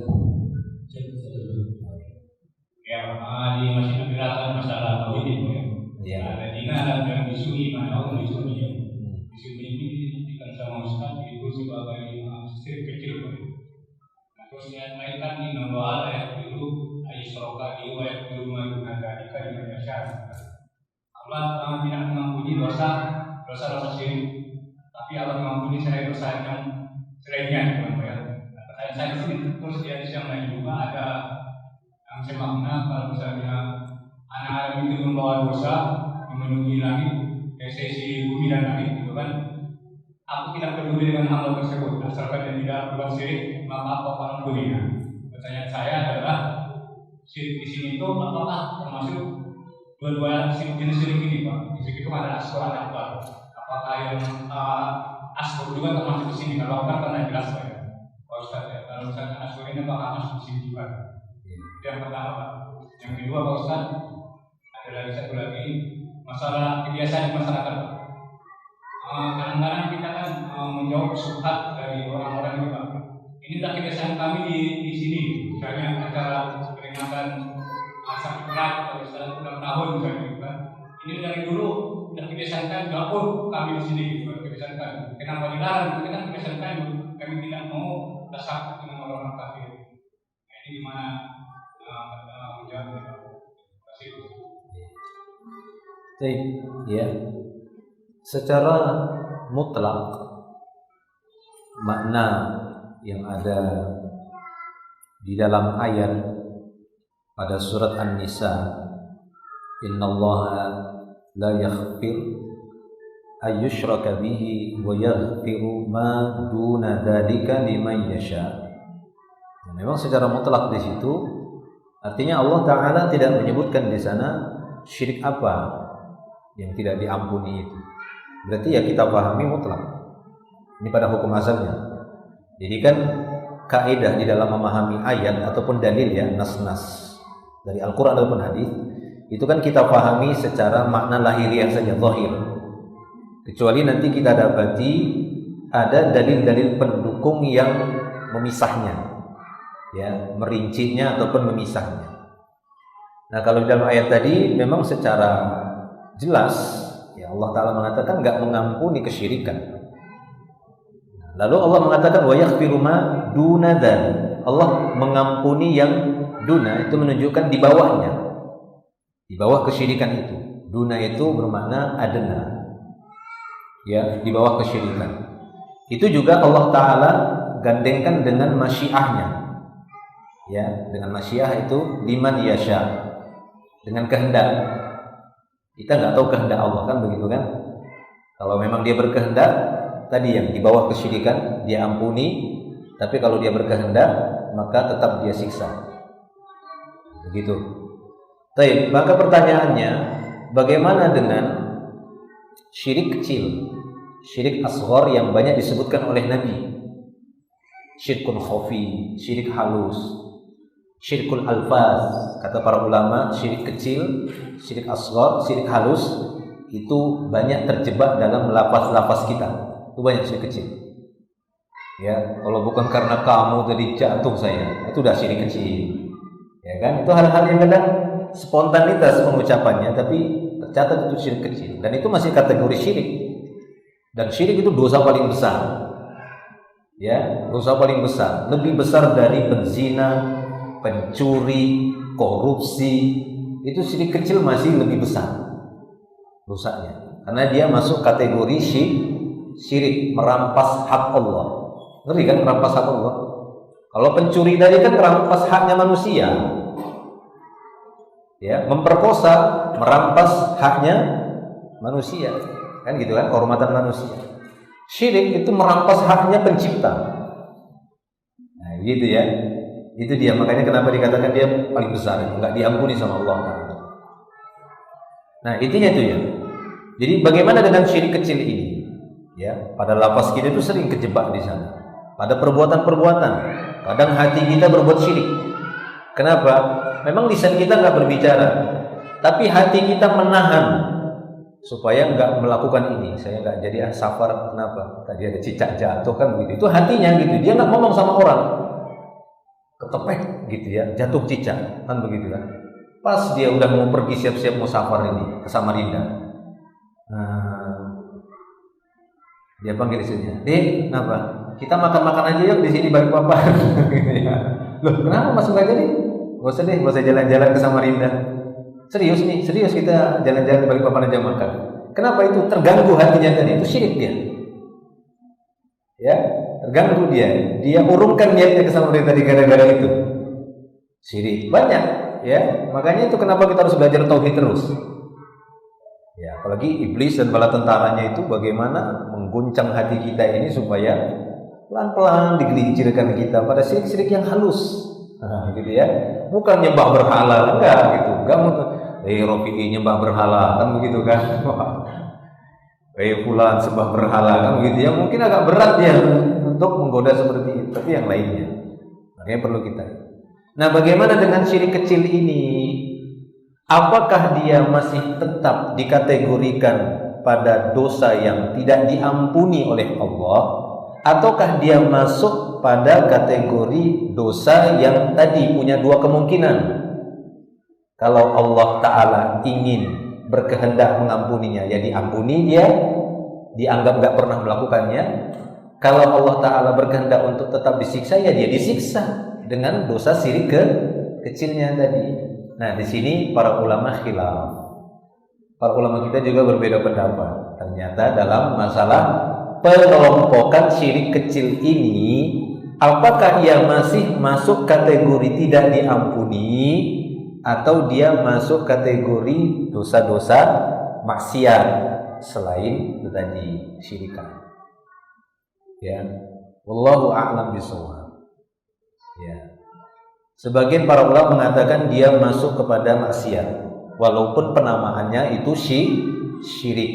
Dia dinamakan syirik kecil karena memang terjadinya perbuatan maksiat ini itu berkaitan dengan hamba dengan Allah, bukan hamba dengan makhluk.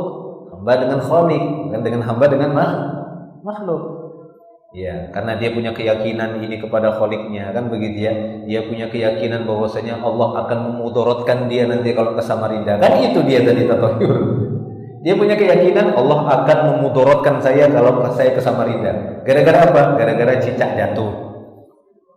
Gara-gara gelas pecah, kan begitu kan? Kok tiba-tiba tas pecah gelasnya. Oh, Allah ingin memudaratkan saya nanti di Samarinda. Akhirnya dia tunda. Kan begitu kan? Nah, itu dia. Nah, jadi kata para ulama bahwasanya mereka memasukkan ini kepada maksiat dari sisi ukubahnya, hukumannya. Sehingga dia punya potensi diampuni, ya, dan punya potensi juga untuk tidak diampuni dan tetap disiksa. Nah, begitu dia. Tapi sebagian para ulama mengatakan enggak. Penyebutan syirik kecil ini dia masih tetap kategori syirik yang takkan pernah diampuni oleh Allah ketika dia mati membawa itu. Kan itu kan masalahnya kan, ketika dia mati. Kan sekarang yang menjadi permasalahan setelah matinya seorang. Kan itu kan? Maka kan tadi dosa-dosa tadi ini kan dihisab, dikategorikan, dipilah-pilah, dipisah-pisah. Nah, begitu. Nah, para ulama mengatakan syirik kecil ini masih masuk kategori syirik. Ya, masih masuk kategori syirik. Penyebutannya kecil, asghar, khafi atau syirik-syirik yang lain kata Nabi. Ya, untuk menunjukkan perbuatan itu enggak kekal gitu aja. Tidak kekal di neraka, tapi enggak diampuni, wajib disiksa. Wajib mendapatkan siksaan. Kenapa? Karena dia dosa yang sangat besar. Lebih besar dari maksiat-maksiat yang tadi kita sebutkan, korupsi, mencuri, zina dan yang lain. Wallahu a'lam bishawab. Sampai sejauh ini saya juga lebih merojihkan kepada bahwa ya syirik asghar itu masih masuk kategori syirik yang tidak diampuni. Ya, karena memang itulah makna zahir Nabi menyebutkan syirik. Karena Nabi menyebutkan syirik ini. Syirik kecil ini kan disebutkan oleh Nabi dalam hadis-hadisnya. Untuk menunjukkan bahwasanya ini masih kategori syirik yang enggak diampuni. Nah, begitu ya. Apabila dia mati tapi belum bertobat itu maksud kita kan begitu ya. Tapi apabila dia sudah bertobat ya Allah Ta'ala akan mengampuni dosa apapun. Kan begitu ya. Itu. Ya, at-taibu minadz-dzanbi kaman la dzanba lahu, kata Rasulullah, seorang yang betul-betul bertobat dari satu dosa, maka dia seperti tidak memilikinya. Ya, makanya Nabi SAW mengajarkan sebuah doa agar kita senantiasa mengucapkannya. Tujuannya apa? Supaya dosa-dosa kesyirikan itu betul-betul terkikis. Ya, yaitu doa Allahumma inni a'udzubika an usyrika bika syai'an wa ana a'lam wa astaghfiruka lima la a'lam. Ya Allah, aku berlindung kepadamu dari kesyirikan yang kulakukan yang itu aku enggak tahu ya Allah. Ya, kan begitu ya. Ampuni aku. Ya, dan aku minta ampun dengan sesuatu yang aku tahu itu kesyirikan tapi masih juga aku lakukan. Ampuni juga itu. Nah, kan begitu. Baik ya, itu dia yang pertama. Jadi wallahu a'lam bishawab, itu yang lebih saya kuatkan bahwa kesyirikan itu masih masuk kategori syirik, cuma dia enggak kekal, pelakunya tidak kekal di neraka. Orang yang baca Quran supaya ingin dipuji suaranya, kan begitu kan? Orang yang dermawan supaya dipuji kedermawanannya, hartanya, ya. Orang yang berjihad supaya dikatakan pahlawan dan jagoan, ya. Orang yang mengajarkan ilmu supaya dia dikatakan orang alim, atau yang lainnya, ya, begitu ya. Orang yang sholat dia ingin dilihat, kan begitu, supaya dilihat bagus sholatnya. Maka ini semua adalah perbuatan syirik, enggak diampuni oleh Allah, dan sebesar-besar dosa, hanya saja pelakunya tidak murtad. Nah, kan begitu kan? Enggak murtad, enggak keluar dari Islam, dan tidak kekal di neraka. Sekiranya dia meninggal membawa dosa itu, dia enggak kekal di neraka, tapi dia tetap wajib disiksa karena itu dosa yang enggak diampuni oleh Allah Subhanahu wa taala. Allahu akbar. Yang kedua, bagaimana menjawab syubhat-syubhat dari sebagian orang yang menganggap bahwa perbuatan-perbuatan menyelisih syariat itu sudah menjadi urf. Ya, sudah menjadi urf. Yang pertama enggak perlu kita jawab, yang perlu kita tinggalkan saja. Yang kedua, kalaupun memang kita didesak untuk menjawabnya, maka kita katakan bahwa urf di masa Nabi juga ada. Kaum muslimin awal-awal Islam masing-masing membawa kebiasaan dari kabilah masing-masing. Mereka bawa semuanya itu. Tapi ketika mereka dapat hidayah Islam, mereka siap meninggalkan urf itu ketika Islam membatalkan urf itu. Begitu kan? Mereka siap, mereka tinggalkan. Kalau memang itu pengennya Allah dan Rasulnya, kami tinggalkan ini urf, walaupun itu sudah biasa mereka lakukan. Apa di antara urfnya para sahabat waktu itu awal masuk Islam? Kebiasaan mereka adalah minum khamar. Itu biasa. Itu biasa itu. Minum khamar. Ya. Itu sudah biasa bagi mereka minum khamar. Ya, makanya dalam hadis kan Nabi mengatakan siapa yang minum khamar di dunia, Allah tidak akan memberikan khamar bagi dia di surga. Ya, mungkin ada sebagian kaum muslimin, bahkan para sahabat tuh pengen kan gitu ya khamar itu. Kita mungkin sebagian kaum muslimin ada enak sebenarnya khamar tapi diharamkan kan gitu kan. Ya, karena Allah ditinggalkan. Nah, ketika nanti di surga, boleh nggak dia minta khamar yang menjadi keinginan dia di surga? Boleh atau tidak? Tapi ketika dia di dunia, dia tahan itu karena Allah mengharamkannya. Boleh nggak dia minta lagi nanti itu? Boleh atau tidak? Boleh. Karena ada sungai khamar gitu kan. Ya kan? Wa anhar, ya kan? Kita ada ayatnya itu kan? Ya, wa anhar min khamrin ladzatin lisyaribin. Ada nanti sungai-sungai yang dialiri oleh khamar. Ya, saya bahas kemarin itu sampai seorang yang memang senang bercocok tanam udah dimasukkan ke surga, dia masih minta izin sama Allah. Ya Allah, izinkan saya mau nyangkul. saya mau nanam, mau bercocok tanam di surga. Sampai ketawa Nabi SAW. Ada orang Badui mengatakan kayaknya ciri-cirinya itu orang Quraisy sama orang Ansor. Karena cuma orang Quraisy sama orang Ansor memang yang suka cocok tanam kan gitu ya. Suka yang bercocok tanam. Jadi orang-orang yang punya kesenangan yang ada di dunia dan itu enggak tercapai di dunia, apakah memang Allah tidak memberikannya atau Allah mengharamkannya sementara di dunia? Nanti Allah berikan seperti diharamkannya untuk laki-laki sutra. Kan diberikan nanti itu di surga. Allah mengharamkan khamar, ya begitu kan? Nanti diberikan di surga. Allah mengharamkan kaum laki-laki emas, nanti diberi dia di surga. Nah, kan begitu. Ya, begitulah para sahabat waktu itu. Ada urfman mereka, ada urf di antara mereka, urf khamar. Datang ayat-ayat khamar, tapi belum begitu tegas, sehingga para sahabat ada yang masih minum tapi ngasih jarak sama waktu sholat, ya kan? Turun ayat, jangan mabuk lagi sholat. Aduh, susah begitu ya. Lagi enak minum khamar ini, datang waktu sholat tapi nggak boleh sholat, pengen sholat kan begitu, pengen khamar tapi pengen sholat juga, nggak boleh lagi mabok sholat. Umar mengatakan ya Allah tegas aja sudah kan begitu, ya Allah turunkan yang tegas, haram turun yang haram, pecahkan semuanya kan begitu kan. Kebiasaan mereka dipecahkan guci-guci itu di jalan-jalan, tas selesai, uruf mereka tinggalkan. Kan begitu. Itu kebiasaan jahiliyah. Apalagi banyak kan begitu ya kebiasaan-kebiasaan masa jahiliyah itu. Banyak sekali. Itu bisa kita lihat nanti di dalam pembahasan-pembahasan kebiasaan jahiliyah itu. Urf-urf mereka, kebiasaan mereka itu mereka tinggalkan.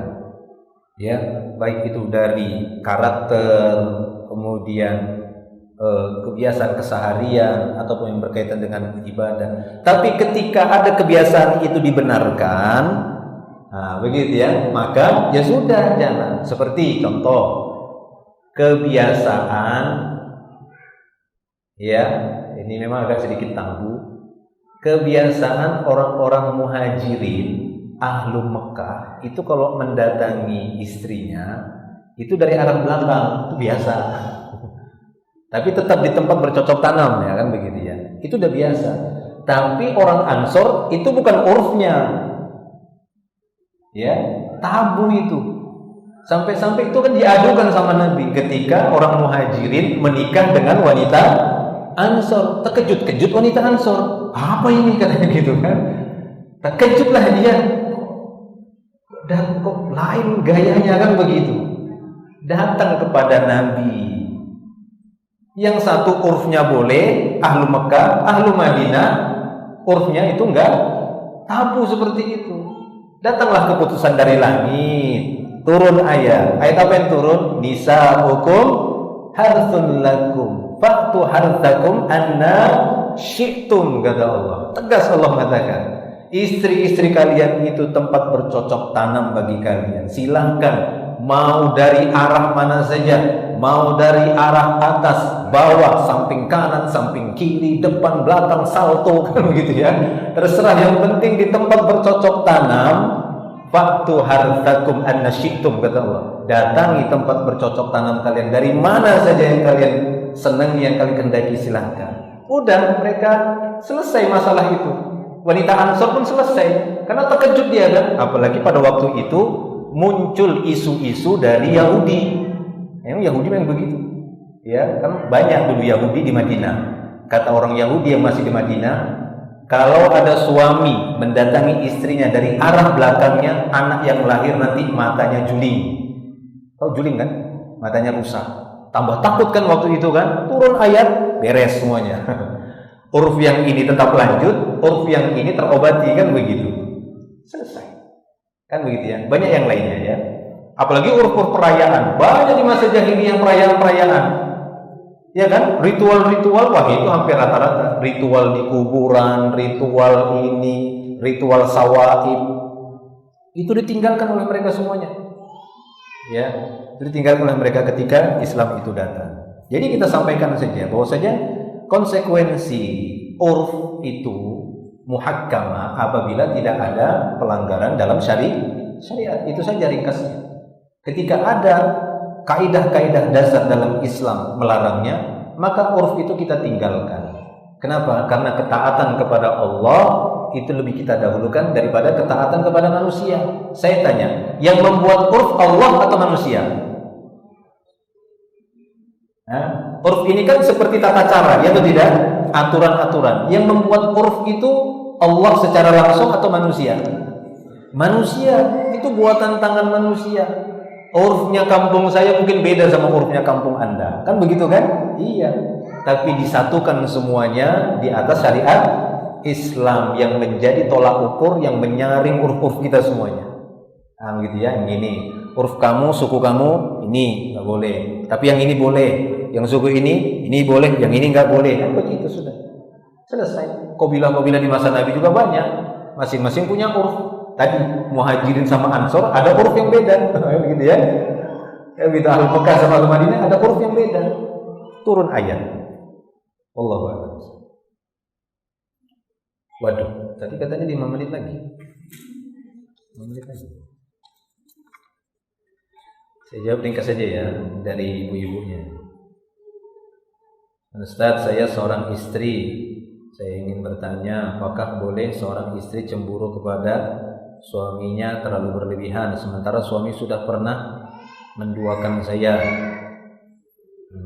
Enggak apa-apa sebenarnya kalau dengan cara-cara yang benar dan baik, kan begitu ya. Tapi kalau dengan cara yang buruk dan maksiat itu yang enggak boleh ya. Sementara suami sudah pernah menduakan saya, bagaimana cara menghadapi masalah seperti ini agar hati saya ikhlas bisa menerimanya? Mungkin yang dimaksud di sini, suami saya sudah pernah menduakan saya tapi dengan cara yang batil. Ya, maksudnya apa? Menduakannya di sini selingkuh, kan begitu ya. Istilah kita itu selingkuh. Artinya dia pacaran dengan wanita lain, berzina sama wanita lain, ya kan, seperti itu.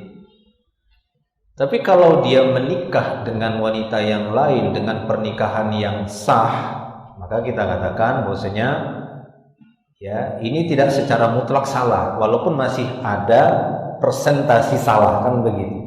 Ada persentase. Kita tidak benarkan cara seperti itu 100%. Tapi itu masalah kehalalan, ya dia halal dengan wanita tadi.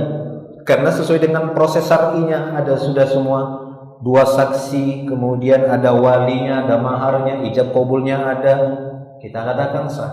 Cuma nggak bisa kita benarkan 100%, sudah kita bahas gitu ya.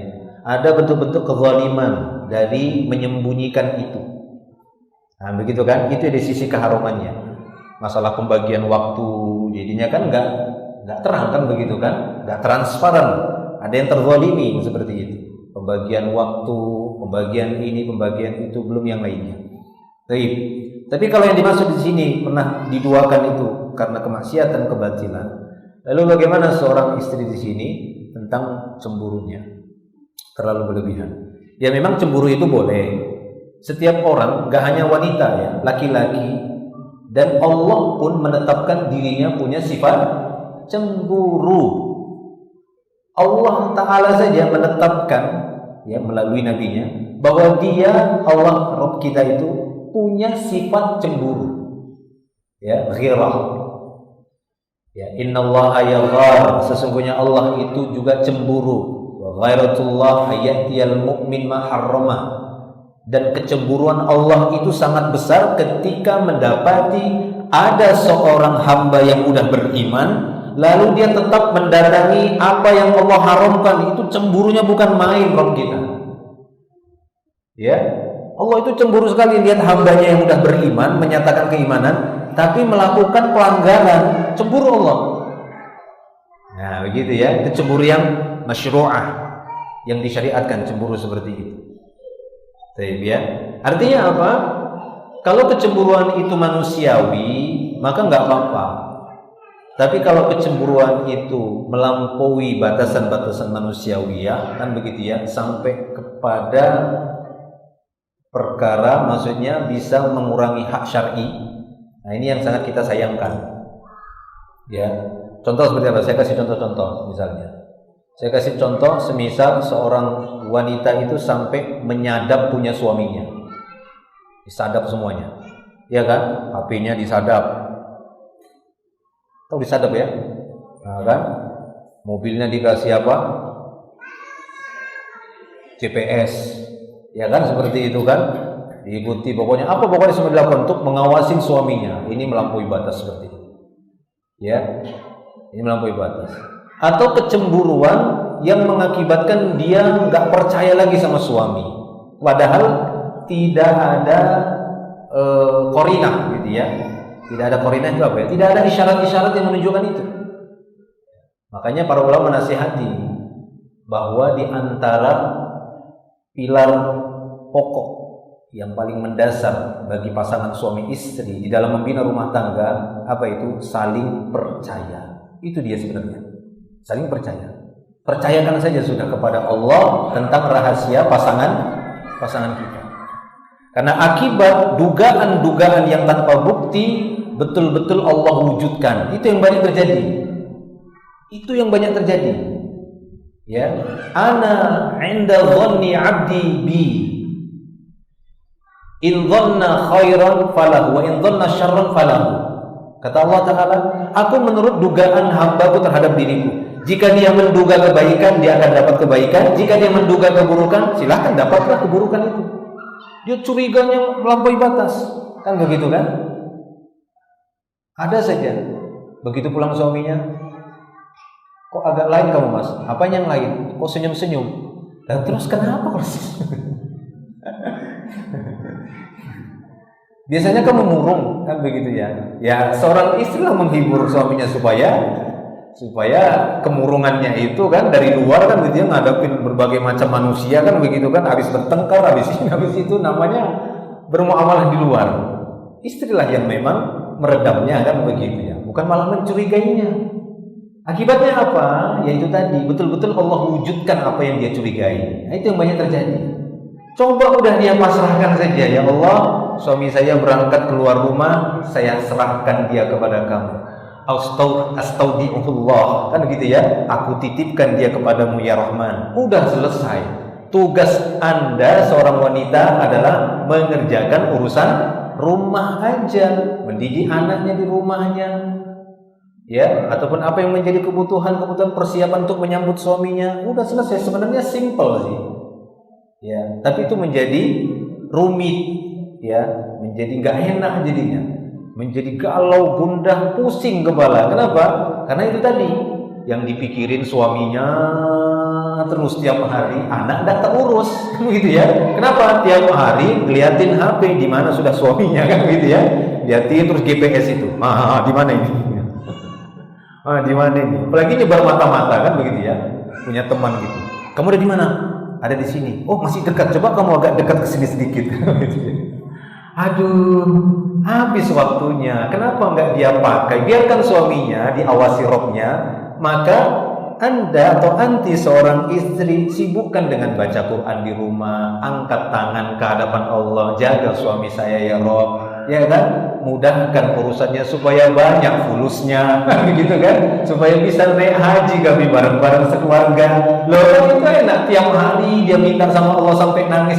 Ya Allah, jaga suami saya supaya jangan tergoda dengan ikhwit-ikhwit, gitu kan? Ya kan sayang waktunya 1 jam ngeliatin HP di mana suaminya. 1 jam dia ngangkat tangan sampai pegel, langsung dikabulkan sama Allah. Ya enggak? Sampai pegel di 1 jam gini angkat tangan, ya Allah, mudahkan suami saya biar dapat duit banyak, gitu kan? Biar bisa kami bangun rumah, beli mobil, naik haji, bisa umrohkan ayah, ibu loh. 1 jam itu kan banyak, dia tulis aja nggak apa-apa. Ya, 4 lembar dia baca gitu sama Robnya. Ya Allah, saya minta A, ini, B, ini, begitu kan? Itu lebih baik dihabiskan waktunya daripada dia tenggelam dalam kecemburuan yang melampaui batas. Baik. Nah, maka nasihat saya, kalau kita memang masih mempercayakan hubungan rumah tangga kepada suami kita itu, lalu kita pernah punya pengalaman suaminya pernah menduakan dengan cara yang batil, dan kita masih mempercayakan, ya sudah, percayakan saja. Nggak mungkin Allah Subhanahu wa Ta'ala tidur, gitu kan? Allah sudah menafikan dirinya itu nggak tidur, nggak ngantuk. Dia tahu apa yang dilakukan oleh suami anti, tahu dia, dan dia yang nanti akan memberikan jawaban. Siapa yang mentakdirkan kehidupan? Ya Allah Subhanahu wa Ta'ala, bukan kita, bukan istri yang mentakdirkan kehidupan suami, kan bukan. Ya sudah, serahkan saja dia sama Robnya. Kalau kita masih percaya, udah biarkan dia sama Robnya. Nanti Robnya yang mengurus dia, kan begitu. Kalau dia memang baik, Allah akan balas kebaikannya. Kalau dia tidak baik, maka Allah akan membuka keburukannya itu nanti. Nah, kan begitu ya. Allah sendiri yang membuka itu. Banyak pengalaman wanita-wanita yang dia awalnya percaya dengan suami, tapi Allah menginginkan agar dia tidak bersama laki-laki tadi. Tiba-tiba Allah bukakan keburukannya. Padahal dunianya sudah dicukupin. Udah dikasih rumah, dikasih mobil, apa saja dicukupkan oleh suaminya, dan dia seorang istri yang percaya sama suaminya. Tapi tiba-tiba Allah buka keburukan suaminya, dipisah oleh Allah.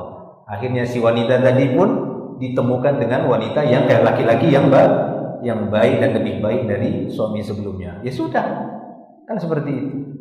Daripada dia terus berprasangka buruk dengan kecemburuannya. Allahu a'lam.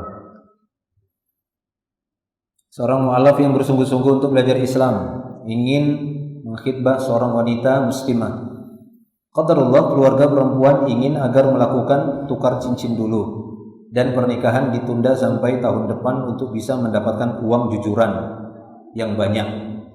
Apa yang sebaiknya dilakukan si pemuda tersebut? Qadarullah, si pemuda akhirnya kerap berkomunikasi intens dengan wanita dan akhirnya jadi seperti terikat sehingga susah untuk melupakan si wanita, sehingga seolah mau menuruti keinginan ortu untuk menunda sampai tahun depan. Bagaimana kami menegakkan nasihat kebaikan si pemuda? Ya, nasihati saja. Ya, saya juga pernah mendapati kasus-kasus seperti ini. Saya cuma nasihatin saja. Jangan berhubungan seperti itu kalau belum jadi, belum resmi suami istri. Kan begitu. Proses-prosesnya langsung kepada wali saja. Jangan telepon si wanita, SMS, kasih emotion yang menggoda-goda, kan begitu kan? Nah, ini sama saja itu wasilah-wasilah zina seperti itu. Anda belum resmi jadi suami istri. Ya. Kalau misalnya dia sudah setuju untuk ditunda setahun, ya sudah. Ya, biarkan saja dulu, enggak usah diurusin, kan bukan istri Anda itu, apa diurusin. Ya kan seperti itu. Nah, kalau misalnya apa tadi dia ditunda setahun ya untuk mendapatkan uang jujuran, ya kalau dia setuju ya sudah, kalau dia nggak setuju ya putuskan, batalkan khidbah, gampang saja. Tapi jangan melakukan pelanggaran-pelanggaran seperti itu. Dinasihati saja dia supaya mengambil keputusan. Kalau memang dia memutuskan untuk menunggu, maka jangan ada hubungan apapun dengan si wanita tadi. Dia tinggal menyiapkan apa yang diminta saja. Kalau memang dia siap, kalau dia memang nggak siap dan nggak sanggup, ya udah tinggalkan. Ya, Allah akan memberikan ganti yang lebih baik. Nah, Allahu a'lam. Mungkin itu saja ya, akhwat. Rahimanillahu iyyakum ajma'in. Insyaallah nanti kita lanjut lagi di pertemuan berikutnya. Mudah-mudahan apa yang kita bahas menjadi ilmu yang bermanfaat bagi kita semua. Wallahu a'lam. Akhiru da'wana alhamdulillah. Subhanakallahumma bihamdik. Asyhadu an la ilaha illa anta astaghfiruka wa atubu ilaik. Assalamualaikum warahmatullahi wabarakatuh.